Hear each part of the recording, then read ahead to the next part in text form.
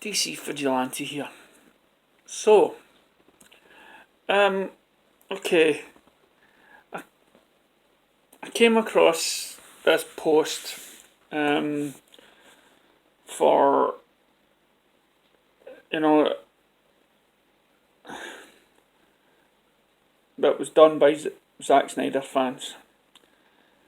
And it seems that they condemn, right? When I say Zack Snyder fans, I mean the ones behind, the movement and stuff like that, right?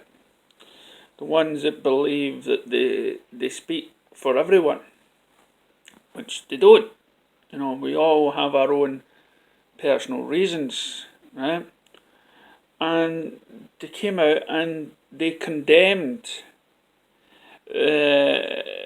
sort of the people, they're trying to build themselves up as though the people behind the Zack Snyder movement, they're respectable and their cause is greater and and as well sort of manufactured. It's not slating anybody. It's just demanding, justice and everything else. But they're not a hate group or whatnot and stuff like that. They're trying, in their terms, we're trying to be legit. But I can't even remember, where did I see this? It was in a post or something like that, and they were answering these questions. One of these papers, Washington Post, I can't remember, it's been weeks. And the only reason why, I wasn't going to respond to it, it was only to just now, I keep on seeing the same thing about those people that are demanding Games of Thrones to be redone, the last season. And I keep seeing all the actors and actresses all condemning this post, this sort of, what do you call it? Petition. And in the petition it basically says that, in a roundabout way, the fans are not happy with the last season and that it should be rewritten. And so it's gathered all these signatures. And I know I can't speak for all those people that signed it, right? But all I can say is what I firmly believe in.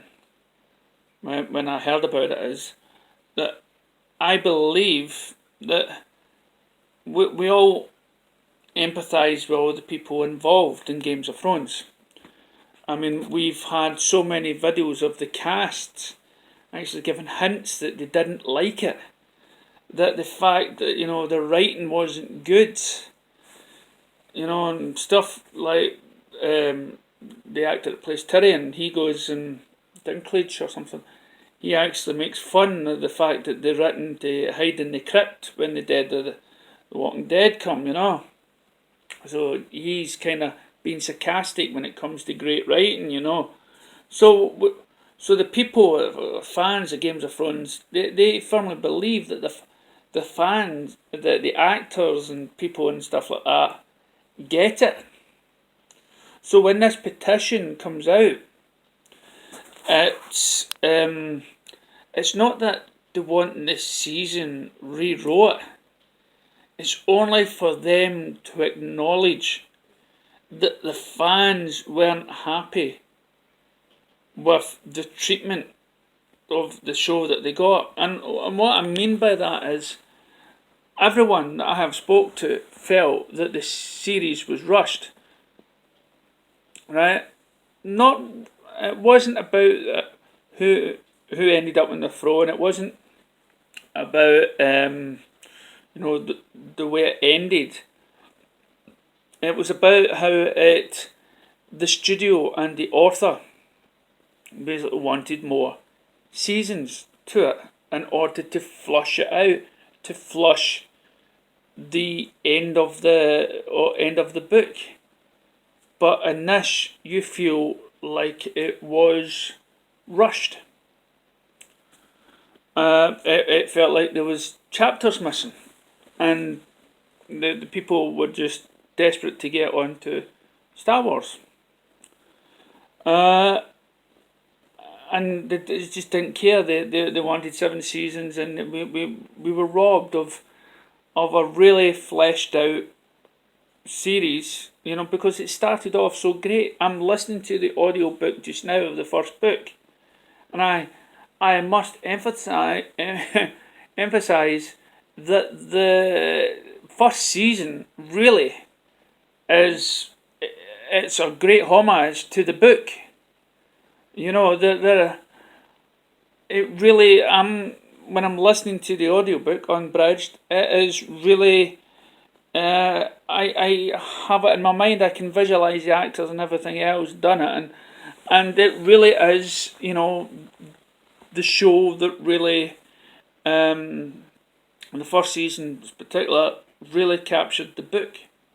Yes, there is no book for the last season, which is George R. R. Martin's fault, because he hadn't got a move on.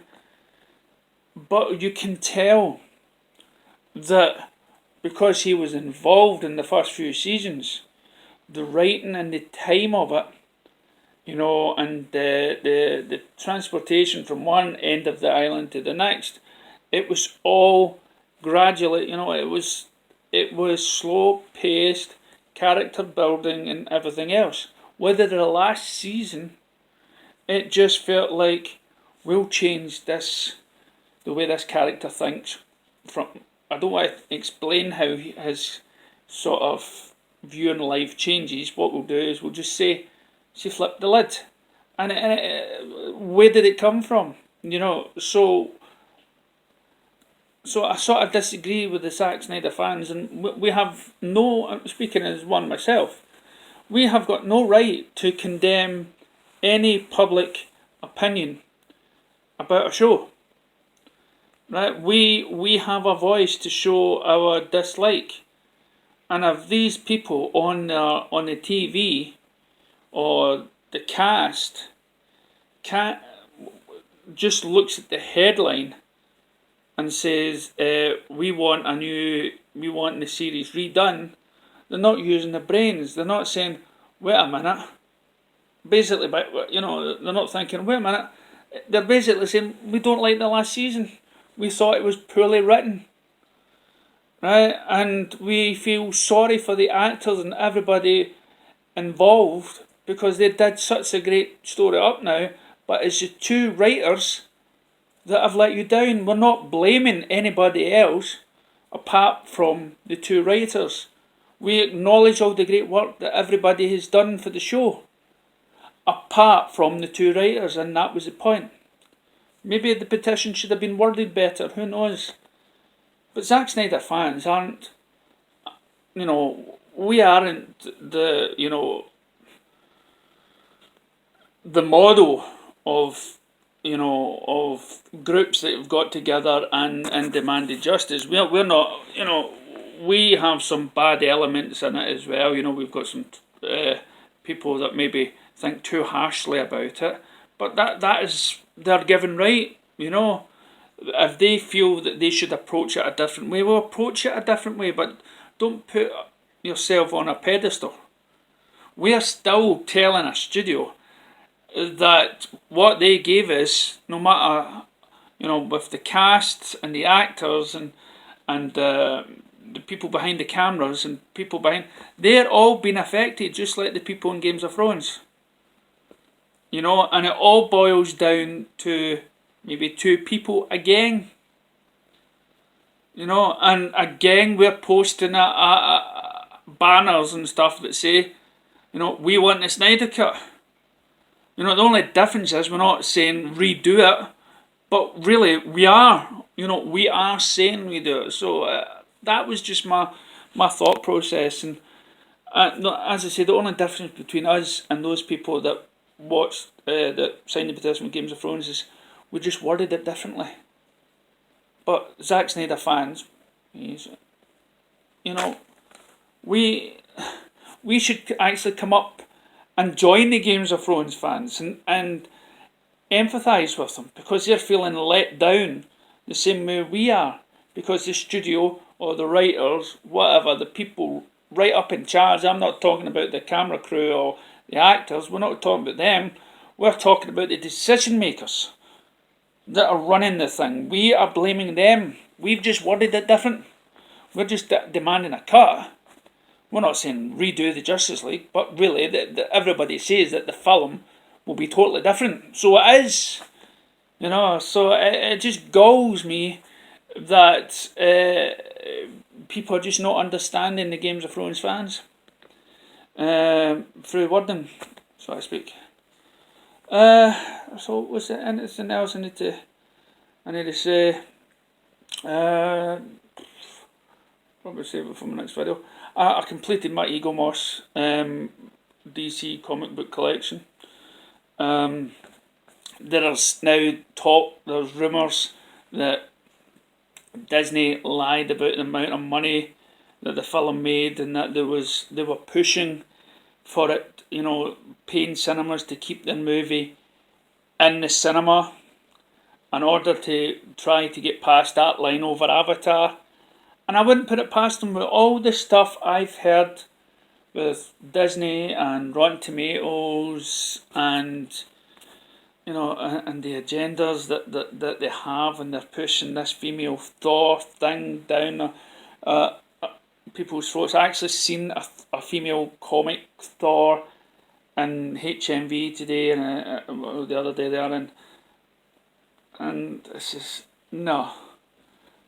Seriously, no. I mean, it's just. I mean, I tried to get into Thor. It wasn't much, but every time I look at it, they talk about how the Iron Man Robert Downey deserves an Oscar. And it reminded me of Black Panther, how they demanded that film should get an Oscar just because they're black, and Captain Marvel should get an award because that's the first female superhero.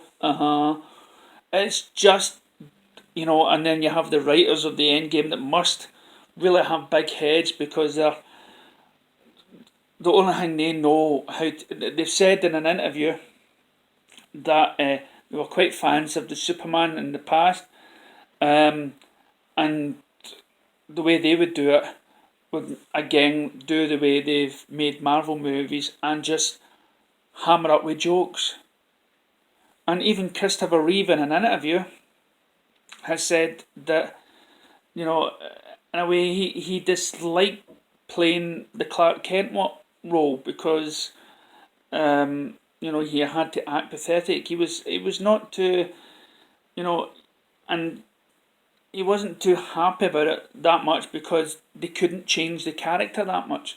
Richard Donner, who brought us the Superman 1 and 2, has came out and said, that he was hungry for somebody to reinvent Superman, to bring something fresh to the character.